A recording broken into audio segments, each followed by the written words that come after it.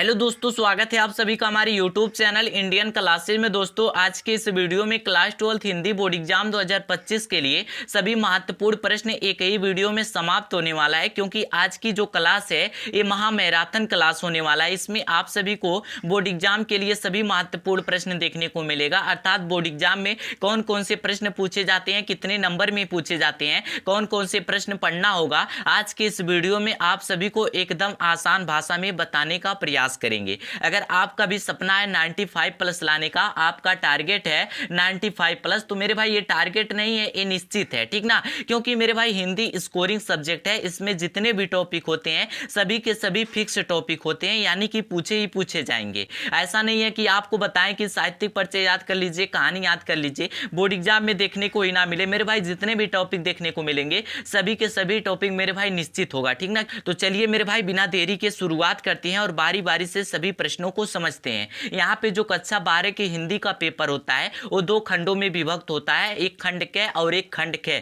और दोनों खंड मेरे भाई 50-50 नंबर के होते हैं, अर्थात हिंदी का जो पेपर होता है वो पूरे 100 नंबर में होते हैं। तो यहाँ पे सबसे पहले जानते हैं कि खंड क में कौन कौन से प्रश्न पूछे जाते हैं। यहाँ पे मेरे भाई सबसे पहला प्रश्न जो पूछा जाता है वो बहुविकल्पी प्रश्न रहते हैं। 10 बहुविकल्पी प्रश्न पूछे जाते हैं और 10 नंबर में पूछे जाते हैं। और मेरे भाई 5 बहुविकल्पी प्रश्न गद्य से रहता है, 5 बहुविकल्पी प्रश्न पद्य से पूछा जाता है, ठीक ना। उसके बाद से यहाँ पर मेरे भाई देखिएगा अगला प्रश्न जो है एक गद्यांश पर आधारित प्रश्न है। आपको गद्यांश दिया जाएगा, उस गद्यांश पर आधारित 5 प्रश्न पूछे जाएंगे। और वो रटने वाला टॉपिक नहीं है कि आपको मेरे भाई उत्तर बता दी, कौन कौन सा उत्तर याद करना वहां पे जाकर लिख दीजिएगा। आपको जो गद्यांश दिया जाएगा उसी गद्यांश पर आधारित वो 5 प्रश्न देखने को मिलेंगे और उसी गद्यांश में से मेरे भाई आपको उत्तर छांट कर लिखना रहता है। अगर आप उसका उत्तर देते हैं तो मेरे भाई आपका 10 नंबर क्लियर हो जाएगा, ठीक ना। और 2 गद्यांश दिया जाता है अथवा करके, अगर आपको पहला नहीं आ रहा है तो आप दूसरा सॉल्व कीजिए, ठीक ना। और मेरे भाई 2025 के लिए जो महत्वपूर्ण चैप्टर है वो पहला है राष्ट्र का स्वरूप, जिसके लेखक कौन है,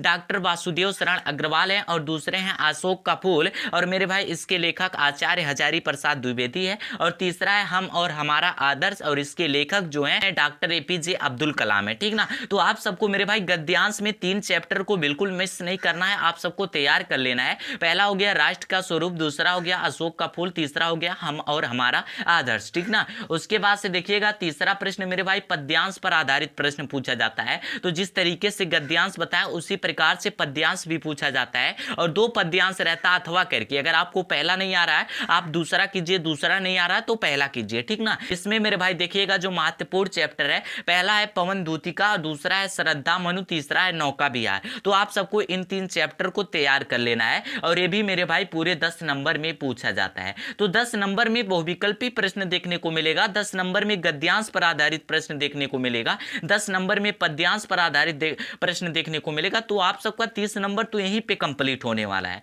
उसके बाद से मेरे भाई देखिएगा जो प्रश्न चौथा पूछा जाता है, एक इस पे लेखक का साहित्यिक परिचय पूछा जाता है। अब यहाँ पे मेरे भाई आप सबको एक बात ध्यान रखना है कि आप सब हाई स्कूल में तो जीवन परिचय लिखे थे कि जीवन परिचय लिखते हुए उनकी रचनाओं का उल्लेख कीजिए, लेकिन कक्षा 12 में आप सभी से पूछा जाएगा कि साहित्यिक परिचय लिखते हुए कृतियों का उल्लेख कीजिए। तो यहाँ पे मेरे भाई आप सबको गलती नहीं करनी है कि साहित्यिक परिचय हेडिंग डालकर पूरा छाप दे। सबसे पहले आप सबको जीवन परिचय लिखना होता है, चाहे कवि का लिख रहे हैं, चाहे कवित्री का लिख रहे हैं, चाहे लेखक का लिख रहे हैं, किसी का भी साहित्यिक परिचय लिख रहे हैं, सबसे पहले आपको जीवन परिचय लिखना होगा। और जीवन परिचय में मेरे भाई केवल उस बातों को लिखा जाता है, जैसे जिनका साहित्यिक परिचय लिख रहे हैं उनका नाम लिख दीजिएगा, उनका जन्म कब हुआ था, किस स्थान पे हुआ था, उनके माता पिता का क्या नाम था, वो कहाँ पे रहा करते थे, और उनकी मृत्यु कहाँ पे हुई थी। इस बातों को मेरे भाई आप सबको जीवन परिचय में लिखना है। उसके बाद से साहित्यिक परिचय हेडिंग डालकर साहित्यिक परिचय में केवल उस बातों को लिखा जाता है, जैसे उन्होंने कहाँ पर पढ़ाई की है, किस सन में की है, कौन कौन से पढ़ाई की, उन्हें अब तक कहाँ पे सम्मानित किया गया, ठीक ना। इस बातों को मेरे भाई साहित्यिक परिचय में लिखा जाता है, अर्थात उनके प्रसिद्धि के कारण को साहित्यिक परिचय में लिखा जाता है। उसके बाद से यहाँ पे कृतियां पूछा जाएगा, रचना नहीं कृतियां पूछा जाएगा, लेकिन आपको मेरे भाई रचना लिखने के बाद से भाषा शैली लिख देना होगा। भाषा शैली का मतलब जैसे उनका काव्य या फिर उनकी कहानी, उनकी निबंध, जिस भी भाषा में लेखन कार्य हुआ उसको मेरे भाई भाषा शैली में लिख देना होता है। तो मेरे भाई आप सबको बता दिए हैं कि साहित्यिक परिचय किस तरीके से लिखा जाता है, और जितने महत्वपूर्ण साहित्यिक परिचय हैं उसको भी बता दिए हैं, ठीक ना। अब यहाँ पे देखिएगा चौथा प्रश्न में आप सबको क्या क्या तैयार करना है। पहला है डॉक्टर वासुदेव शरण अग्रवाल का साहित्यिक परिचय मेरे भाई तैयार कर लेना है। है, दूसरा है आचार्य हजारी प्रसाद द्विवेदी और तीसरे है मेरे भाई हरिशंकर परसाई। तो आप सबको 3 लेखक का साहित्यिक परिचय तैयार कर लेना है और बोर्ड एग्जाम में 3 साहित्यिक परिचय देखने को मिलेगा केवल लेखक का, लेकिन किसी एक लेखक का साहित्यिक परिचय लिखना होगा। तो 3 में से जो आपको आ रहा है आप उनका साहित्यिक परिचय लिख सकते हैं, आपका मेरे भाई 5 नंबर तैयार हो जाएगा। उसके बाद से यहां पर देखिएगा प्रश्न 5वां है कवि या फिर काव्यित्री का साहित्यिक परिचय। तो इसमें मेरे भाई देखिए किनका याद करना है, पहला है महादेवी वर्मा, दूसरा है सुमित्रा नंदन पंत, तीसरा है रामधारी सिंह दिनकर, ठीक ना। तो अगर मेरे भाई आप 3 का साहित्यिक परिचय याद कर लेते हैं तो आपका मेरे भाई यहां पर भी आपका 5 नंबर कंप्लीट हो जाएगा। तो साहित्यिक परिचय में केवल आप सबको 6 लेखक कवि काव्यित्री का याद करना है, आपका 10 नंबर मेरे भाई निश्चित है। पहला बताएं डॉक्टर वासुदेव शरण अग्रवाल, आचार्य हजारी प्रसाद द्विवेदी, हरिशंकर परसाई, महादेवी वर्मा, सुमित्रा नंदन पंत, रामधारी सिंह दिनकर। तो आप सबका 40 नंबर तो मेरे भाई यहीं पर कंप्लीट हो गया, ठीक ना। अभी आप सबको मेरे भाई इसका सॉल्यूशन भी बताएंगे कि आपको कहां पे सॉल्यूशन मिलने वाला है। उसके बाद से इसी खंड क में देखिए अगला प्रश्न पूछा जाता है मेरे भाई कहानी का सारांश या फिर कहानी का उद्देश्य। कभी कभी पूछ लिया जाता है कहानी का उद्देश्य और कभी कभी पूछ लिया जाता है सारांश। तो मेरे भाई आप सबको भी बता दिए हैं, पंचलाइट कहानी व बहादुर कहानी, आप सबको 2 कहानी याद कर लेना है, ठीक ना। यहाँ पे देखिए आप सबके सिलेबस में 4 कहानी है। पहला कहानी है मेरे भाई पंचलाइट, दूसरा है बहादुर, तीसरा है ध्रुव यात्रा, चौथा है लाठी, ठीक ना। तो आप सबको चारों नहीं याद कर लेना है, बस आपको 2 ही कहानी याद कर लेना है। 2 में से एक जरूर देखने को मिलेगा बोर्ड एग्जाम में, ठीक ना। क्योंकि मेरे भाई बोर्ड एग्जाम में अथवा करके 2 से 3 देखने को मिलता है। पिछले साल तो मेरे भाई अथवा करके 3 कहानी देखने को मिला था। अब मेरे भाई 3 कहानी में से जो भी 2 याद किए होंगे आपको बस एक लिखना रहता है। तो जो आपको याद है आप उसको लिख दीजिए, आपका 5 नंबर क्या हो जाएगा मेरे भाई कंप्लीट हो जाएगा, ठीक ना। उसके बाद से यहाँ पे 7वां देखिए खंड काव्य है। अब खंड काव्य क्या है, अपने जिला के आधार पर। इसका मतलब क्या, तो मेरे भाई देखिए खंड काव्य 6 से 7 खंड काव्य है। पहला है मुक्ति यज्ञ खंड काव्य, सत्य की जीत खंड काव्य, आलोक वृत्त खंड काव्य, उसके बाद से मुक्ति यज्ञ खंड काव्य है। और मेरे भाई ऐसे आप सबको 5-6 खंड काव्य देखने को मिलेगा, ठीक ना। सत्य की जीत खंड काव्य है, श्रवण कुमार खंड काव्य है। तो मेरे भाई आप सबको पूरा खंड काव्य याद करने की जरूरत नहीं है, आपके जिले में जो खंड काव्य चलता है बस उसी खंड काव्य को आप सबको याद करना है। जैसे मेरे भाई सबका जिला अलग अलग होगा, हमें तो पता है नहीं कि आप किस जिले से हमारा वीडियो देख रहे हैं, इसलिए मेरे भाई आप जिस जिले में हैं उस जिले में जो खंड काव्य चलता हो, मान लीजिए सत्य की जीत खंड काव्य चल रहा है तो आपको सत्य की जीत खंड काव्य तैयार करना होगा। अगर मुक्ति यज्ञ खंड काव्य चलता है तो मुक्ति यज्ञ खंड काव्य तैयार करना होगा। इसके लिए मेरे भाई आप सब कमेंट में बताइएगा कि आप किस जिले से हैं और वहां पे कौन सा खंड काव्य चलता है, आप सबको मेरे भाई रिप्लाई जरूर मिलेगा, ठीक ना। या फिर आप मेरे भाई स्कूल से जाकर संपर्क कर सकते हैं कि इस जिले में कौन सा खंड काव्य पढ़ना है, यूट्यूब पर सर्च करके देख सकते हैं कि किस जिले में कौन सा खंड काव्य चलता है, ठीक ना। तो आपके जिले में जो खंड काव्य चलता होगा उसी को तैयार कर लीजिएगा, आपका 5 नंबर मेरे भाई पूछा जाता है खंड काव्य, ठीक ना। आप मेरे भाई आप सबका खंड के समाप्त हो गया, 50 नंबर आप सबका तैयार हो जाएगा इससे, ठीक ना। उसके बाद से यहाँ पर मेरे भाई देखिएगा खंड ख है, खंड ख भी 50 नंबर में पूछा जाता है। और खंड ख में कुछ हिंदी व्याकरण के टॉपिक देखने को मिलेगा, पत्र लेखन देखने को मिलेगा, निबंध देखने को मिलेगा, संस्कृत गद्यांश पद्यांश देखने को मिलेगा। तो इस तरीके से मेरे भाई प्रश्न खंड ख में पूछे जाते हैं। अब यहाँ पे देखिए सबसे पहला प्रश्न अर्थात 8वां प्रश्न जो पूछा जाता है वो संस्कृत गद्यांश पर आधारित प्रश्न। जिस तरीके से आप सबको हिंदी गद्यांश व पद्यांश बताएं उसी प्रकार से संस्कृत गद्यांश पद्यांश का भी मेरे भाई प्रश्न पूछा जाता है। यहाँ पे देखिएगा संस्कृत गद्यांश पर आधारित प्रश्न मेरे भाई 7 नंबर में पूछा जाता है। और यहाँ पे देखिएगा वहां पे बताया ना कि 5 प्रश्न उससे आधारित पूछा जाता है, लेकिन यहाँ पे 5 प्रश्न नहीं बल्कि आपको एक संस्कृत गद्यांश दिया जाएगा और बोला जाएगा एक इस चैप्टर से है, चैप्टर का नाम लिखिए, उसके बाद से हिंदी में अनुवाद कीजिए। जो संस्कृत में गद्यांश रहेगा उसको मेरे भाई हिंदी में अनुवाद करना रहेगा, आपका 7 नंबर मिल जाएगा, ठीक ना। और इसमें देखिए जो महत्वपूर्ण चैप्टर है, पहला है संस्कृत भाषा या महत्तम, दूसरा है सुभाषित रत्नानी, तीसरा है महामना मालवीय। तो मेरे भाई आप सबको इस 3 चैप्टर को तैयार कर लेना है, संस्कृत भाषा या महत्तम, सुभाषित रत्नानी, महामना मालवीय। उसके बाद से यहाँ पे देखिएगा अगला प्रश्न अर्थात 9वां है संस्कृत पद्यांश या फिर श्लोक पर आधारित प्रश्न। मेरे भाई संस्कृत पद्यांश कह लीजिए या फिर श्लोक कह लीजिए, उस पर आधारित प्रश्न पूछे जाते हैं। अब देखिए हिंदी में तो गद्य पद्य होता है ना कि गद्य है एक पद्य है, लेकिन संस्कृत में मेरे भाई यहाँ पे गद्यांश पद्यांश यहाँ पर भी देखने को मिलता है। जो श्लोक के जैसा देखने को मिलेगा मेरे भाई वो पद्यांश रहता है, और जो मेरे भाई कहानी की तरफ देखने को मिलेगा वो गद्यांश रहता है, ठीक ना। लेकिन आप सबको गद्यांश में बता दिए, और पद्यांश में आप सबको कौन कौन सा चैप्टर तैयार करना है। पहला है मेरे भाई सुभाषित रत्नानी। अब यहाँ पे देखिए गद्यांश में भी ये चैप्टर देखने को मिल रहा है, पद्यांश में भी ये चैप्टर देखने को मिल रहा है। तो आप कहेंगे गद्यांश और पद्यांश में दोनों चैप्टर कैसे आ सकता है। तो मेरे भाई आप सबको बताए ना कि जो पद्यांश देखने, जो श्लोक जैसा देखने को मिलेगा, जैसे 2 लाइन में लिखा नहीं रहता है, 2 लाइन 4 लाइन, तो मेरे भाई जो श्लोक के जैसा देखने को मिलेगा उसको किसमें रखा जाता है, पद्यांश में। और मेरे भाई जो कहानी की तरफ देखने को मिलेगा वो किसमें देखने को मिलता है, गद्यांश में। केवल संस्कृत में होता है, ठीक ना, हिंदी में नहीं होता है। उसके बाद से यहाँ पे देखिएगा ये भी मेरे भाई हिंदी का एक भाग है, ऐसा मत समझिएगा। तो यहाँ पे आप सबको पहला चैप्टर सुभाषित रत्नानी और दूसरा चैप्टर मेरे भाई जातक कथा, इन 2 चैप्टर को आप सबको तैयार कर लेना है। आप सबका 7 नंबर यहाँ से भी मिल जाएगा। तो आप सबका 7 नंबर गद्यांश, 7 नंबर पद्यांश, 14 नंबर मेरे भाई संस्कृत से ही प्रश्न देखने को मिलता है। उसके बाद से यहाँ पे देखिएगा अगला प्रश्न जो देखने को मिलता है अपठित गद्यांश। अपठित गद्यांश पहले नहीं पूछा जाता था, इसके स्थान पे दूसरा प्रश्न देखने को मिलता था, लेकिन पिछले साल मेरे भाई इस प्रश्न को जोड़ दिया गया है अपठित गद्यांश, और ये 5 नंबर में पूछा जा रहा है, ठीक ना। आपको एक गद्यांश दिया जाएगा अपठित गद्यांश, अर्थात आपके सिलेबस से बाहर होगा। आपके सिलेबस से बाहर होगा तो आप कैसे लिखेंगे। तो मेरे भाई देखिएगा ये रटने वाला टॉपिक नहीं है। हिंदी में एक भी टॉपिक ऐसा नहीं है जिसको आप रट कर बोर्ड एग्जाम में जाकर अच्छे नंबर ला सकते हैं। यहाँ पे अपठित गद्यांश बताए कितने नंबर, 5 नंबर में पूछा जाता है। आपको एक कहानी जैसा दिया जाएगा, ठीक ना, अपठित गद्यांश उसे बोला जाता है, वो आपके सिलेबस से बाहर होगा। आपको एक कहानी दिया जाएगा, उस कहानी पर 3 से 4 प्रश्न देखने को मिलेंगे, और उसी 3 से 4 प्रश्नों का उत्तर मेरे भाई उसी गद्यांश में से छांटकर लिखना रहता है, आपको 5 नंबर मिल जाएगा। तो ये कोई कठिन बात नहीं है। जिस तरीके से आप हिंदी गद्यांश पद्यांश, संस्कृत गद्यांश पद्यांश सॉल्व करेंगे, उसी प्रकार से इसको भी सॉल्व करना रहता है। तो मेरे भाई इसमें क्या दिक्कत है। उसके बाद से यहाँ पे प्रश्न ग्रामर देखने को मिलता है, लोकोक्तियां एवं मुहावरे, और मेरे भाई ये 2 नंबर में रहता है। अब लोकोक्तियां एवं मुहावरा क्या होता है, तो देखिए आपको 2 मुहावरा वहां पे लिखना रहेगा, अर्थ लिखकर वाक्य प्रयोग करना रहता है। आपको 2 नंबर मिल जाएगा, एक लिखने पर 1 नंबर मिलता है। तो मेरे भाई आपको देखिएगा एक मुहावरा दिया जाएगा, जैसे उदाहरण के रूप में बताए ईद का चांद होना। अब मेरे भाई ईद का चांद होना, तो इसका मतलब क्या होता है, बहुत दिनों बाद दिखाई देना। आपको इस तरीके से दे दिया जाएगा ईद का चांद होना। अब आप सबको अर्थ लिखना रहेगा, तो अर्थ लिखेंगे कि बहुत दिनों बाद दिखाई देना, और वाक्य प्रयोग करेंगे तो मेरे भाई लिखेंगे अरे भाई श्याम तुम तो आजकल ईद के चांद हो गए हो, अर्थात बहुत दिनों बाद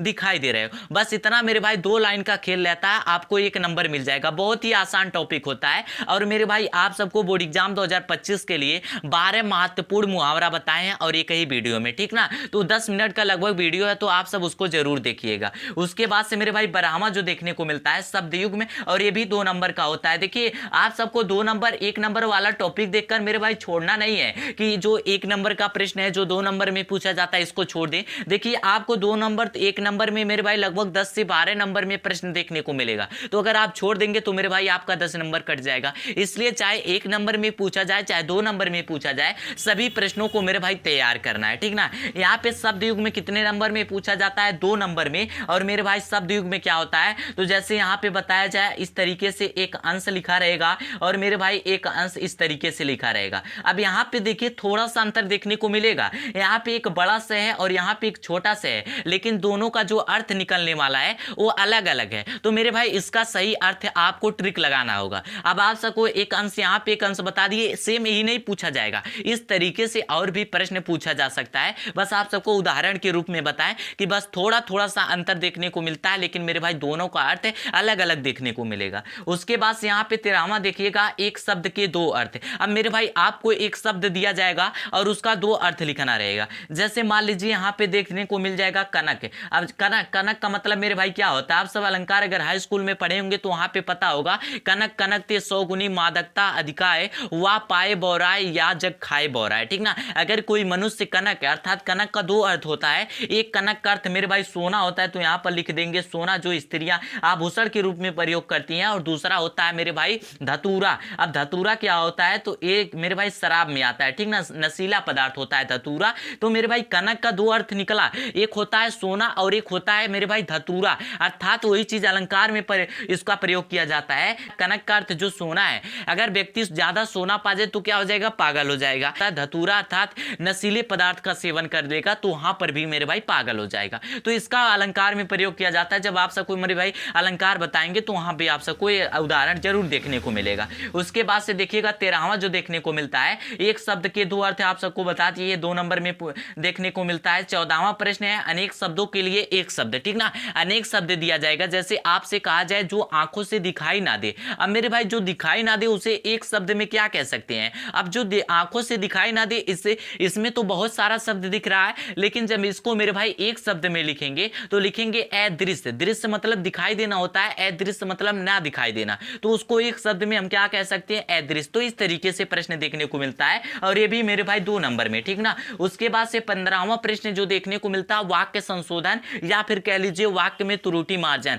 आपको मेरे भाई एक वाक्य दिया जाएगा और उस वाक्य में कुछ गलती रहेगी, उस गलती को सही करके लिखना रहेगा। जैसे आपसे कहा जाए मुझे 30 रुपया चाहिए, अब मेरे भाई 30 रुपया, अब यहाँ पे देखिए 30 क्या है, बहुवचन है कि नहीं है। अब मेरे भाई यहाँ पे रुपया बोल दिया गया, मुझे 30 रुपया चाहिए, तो यहाँ पे देखिए क्या देखने को मिल रहा है। अब 30 तो बहुवचन है, लेकिन यहाँ पे जो रुपया लिखा गया है बहुवचन नहीं है, तो यहाँ पे आप सही करके जब लिखेंगे तो मुझे 30 रुपए चाहिए, कितना चाहिए, मुझे 30 रुपए चाहिए। क्योंकि आप सब उदाहरण के रूप में समझिएगा, 1 का सिक्का लीजिएगा वहां पे लिखा रहता है 1 रुपया, और 2 का सिक्का लीजिएगा वहां पे मेरे भाई लिखे रहेगा 2 रुपए, ठीक ना। 5 का सिक्का लेंगे वहां पे लिखा रहेगा 5 रुपए, क्योंकि मेरे भाई 5 रुपए है ना, 1 रुपए आप उसको 5 स्थान पर रखेंगे, ठीक ना, तो क्या हो जाएगा, बहुवचन हो जाएगा। इसलिए जहां पे रुपया वहां पे रुपए लिखना होगा। तो मेरे भाई आपको इस तरीके से पूछा जाएगा, बस थोड़ा सा गलती रहेगा, उस गलती को मेरे भाई आप सबको ढूंढ कर सही क्रम से लिखना रहता है, और ये भी 2 नंबर में पूछा जाता है। तो देखिएगा 2, 4, 6, 8,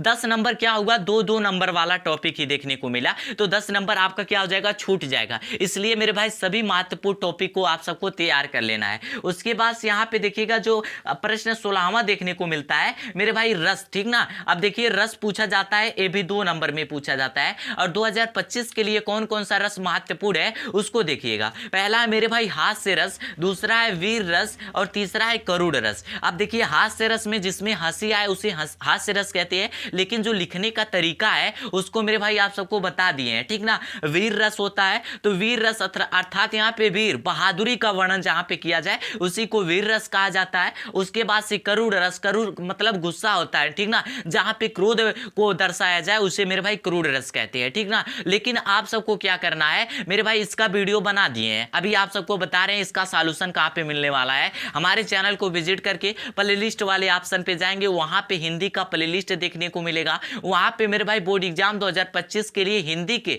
सभी महत्वपूर्ण वीडियो देखने को मिल जाएगा, आप वहां से अपना तैयारी अच्छे से कर सकते हैं, ठीक ना। तो आप सबको 16वें प्रश्न तक बता दिए। अब इसमें देखिएगा 17वां प्रश्न क्या है, अलंकार पूछा जाता है। अलंकार में आप सबको कौन कौन सा तैयार करना है, पहला है मेरे भाई उपमा अलंकार, ठीक ना, उपमा अलंकार, दूसरा है रूपक अलंकार, तीसरा है उत्प्रेक्षा अलंकार, और ये भी मेरे भाई 2 नंबर में पूछा जाता है। तो उपमा अलंकार आप सबको तैयार कर लेना है, रूपक अलंकार, उसके बाद से उत्प्रेक्षा अलंकार, इन 3 अलंकार अगर आप तैयार करते हैं तो मेरे भाई आपका 2 नंबर कंफर्म हो जाएगा। हिंदी में इसलिए बताया जाता है कि 95+ आपको मिलने वाला है, क्योंकि मेरे भाई अगर आप मेहनत कर रहे हैं तो आपका मेहनत बर्बाद नहीं जाएगा। उसमें देखिएगा आपको अथवा करके 2 रस देखने को मिलेगा, अथवा करके 2 अलंकार देखने को मिलेगा, अथवा करके 2 छंद देखने को मिलेगा। तो वहां पे क्या होगा, अगर एक नहीं आ रहा है तो दूसरा लिखिए। अर्थात जितने भी टॉपिक मेरे भाई देखने को मिलेगा हिंदी में, लगभग कुछ ही टॉपिक ऐसे होते हैं जो अथवा करके नहीं देखने को मिलते हैं, नहीं सभी के सभी टॉपिक मेरे भाई अथवा करके देखने को मिलेगा।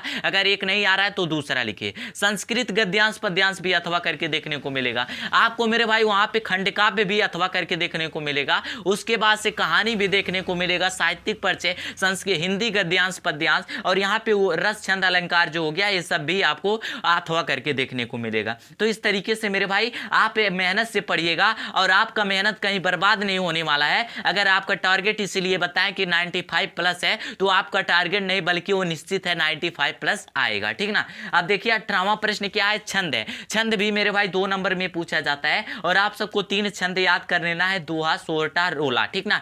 दोहा छंद और सोरठा छंद, रोला छंद। अगर मेरे भाई इस पर वीडियो वीडियो अभी नहीं बना होगा तो इस पर वीडियो बना देंगे, एक ही वीडियो में इस टॉपिक का निपटारा कर देंगे, ठीक ना। उसके बाद से यहाँ पे देखिएगा प्रश्न 19वां है मेरे भाई पत्र लेखन। अब पत्र लेखन में देखिए 6 नंबर में पूछा जाता है, ठीक ना। 6 नंबर में पत्र लेखन पूछा जाता है। यहाँ पे पहला आप सबको तैयार करना है मोहल्ले की सफाई हेतु पत्र, दूसरा है बैंक से ऋण प्राप्ति हेतु पत्र, तीसरा है लिपिक पद हेतु पत्र। मेरे भाई आप सबके लिए अगर और भी महत्वपूर्ण पत्र होगा तो एक वीडियो बनाएंगे पत्र का, उसमें बता देंगे। लेकिन ये जो 3 प्रश्न है मेरे भाई रिपीटेड प्रश्न है, अर्थात 3-4 वर्षों से लगातार पूछा जा रहा है। पहला क्या है, मोहल्ले की सफाई हेतु आवेदन पत्र स्वास्थ्य अधिकारी के लिए लिखिए। दूसरा है मेरे भाई बैंक से ऋण प्राप्ति के लिए शाखा प्रबंधक को पत्र लिखिए। तीसरा है लिपिक पद हेतु आवेदन पत्र लिखिए, ठीक ना। लिपिक पद क्या होता है, जैसे स्कूल में बोला जाता है, स्कूल या फिर कॉलेज में लिपिक पद हेतु आवेदन पत्र। अब लिपिक पद इसको समझिएगा, जैसे मान लीजिए स्कूल में चपरासी होते हैं, उसके बाद से अध्यापक होते हैं, प्रिंसिपल होते हैं, प्रबंधक होते हैं। तो मान लीजिए चपरासी या फिर अध्यापक प्रिंसिपल का कोई मेरे भाई स्थान रिक्त है, तो उस स्थान को पूर्ण करने के लिए अगर मान लीजिए हमारे पास उतनी योग्यताएं, हम उसको पूर्ण करना चाह रहे हैं, तो उस पर किस तरीके से आवेदन पत्र लिखना होगा उसके बारे में लिखना होता है, ठीक ना। यहाँ पे देखिएगा 20वां मेरे भाई होता है निबंध। अब निबंध सबसे अंतिम प्रश्न है, आप सबसे बोर्ड एग्जाम में सबसे अंतिम में पूछा जाएगा निबंध। तो आप सबको कितने टॉपिक बताएं, 19 टॉपिक का आप सबका निपटारा हो गया है। और 20वां टॉपिक जो 20वां प्रश्न है मेरे भाई निबंध, और ये निबंध 9 नंबर में पूछा जाता है। अब देखिएगा 9 नंबर में निबंध पूछा जाता है, लेकिन आप सबको याद क्या करना है, पहला है मेरे प्रिय कवि, यहाँ पे थोड़ा सा गलती हो गया है, मेरे प्रिय कवि। अब मेरे भाई कवि पर भी पूछा जा सकता है, मेरे प्रिय लेखक पर भी पूछा जा सकता है, या फिर मेरे प्रिय कवि सूरदास, मेरे प्रिय कवि तुलसीदास, इस तरीके से भी आपको देखने को मिल सकता है, ठीक ना। तो मेरे भाई इस पर आप सब निबंध जरूर तैयार कीजिएगा। उसके बाद से पर्यावरण प्रदूषण, अर्थात हमारे चारों तरफ जो वातावरण है उसमें कुछ हानिकारक तत्व आ जाते हैं तो वातावरण दूषित हो जाता है, और वातावरण दूषित होने को ही पर्यावरण प्रदूषण कहते हैं, तो इस पे निबंध लिखना रहता है। उसके बाद से मेरे भाई तीसरा है बढ़ती जनसंख्या।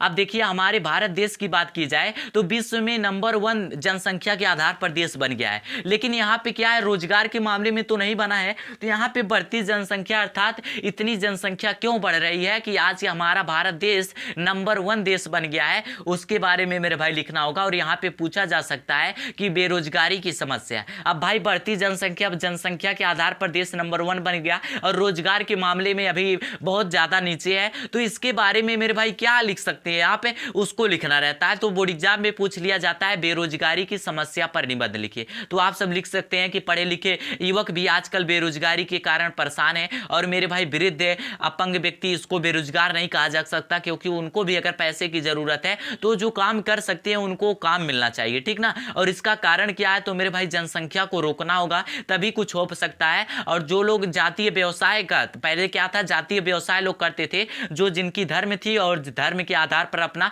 बिजनेस करते थे, लेकिन आजकल क्या हो गया, सब कुछ समाप्त हो गया, सब कोई अपना नौकरी की तलाश में है कि हमें नौकरी चाहिए तो नौकरी, यही सब मेरे भाई लिखना रहता है, आप सबको पूरा बताएं। उसके बाद से यहाँ पे चौथा जो होता है विज्ञान वरदान है या अभिशाप। मेरे भाई जो साइंस है, जो विज्ञान है, ये हमारे लिए वरदान है या फिर अभिशाप है, इसके बारे में लिखना होता है। तो आप सबको कितना बताएं, 20 महत्वपूर्ण टॉपिक को बताएं, और इतना ही टॉपिक बोर्ड एग्जाम में देखने को मिलता है। अब मेरे भाई आप सब अगर 100 में 95 प्लस लाना चाहते हैं तो आप सबको जितना टॉपिक बताएं इन टॉपिक को तैयार करना होगा। और ऐसा नहीं है कि ये वीडियो देखने के बाद से आपका 95 प्लस क्लियर हो गया। मेरे भाई जितने भी महत्वपूर्ण टॉपिक बताएं इन सभी महत्वपूर्ण टॉपिक को पढ़ना होगा। अब आपके लिए सॉल्यूशन का भी व्यवस्था किया गया है, आप हमारे चैनल को विजिट करके प्लेलिस्ट वाले ऑप्शन पे जाएंगे, वहां पे हिंदी का प्लेलिस्ट देखने को मिलेगा, फिजिक्स केमिस्ट्री का प्लेलिस्ट देखने को मिलेगा, तो वहां पे सभी वीडियो क्रम से मिल जाएंगे। आप वहां पे जाइए, कौन कौन टॉपिक पर वीडियो बनाया, आप वहां से अपना तैयारी कर सकते हैं। अगर अभी से मेरे भाई एक एक वीडियो देखना शुरू कर देंगे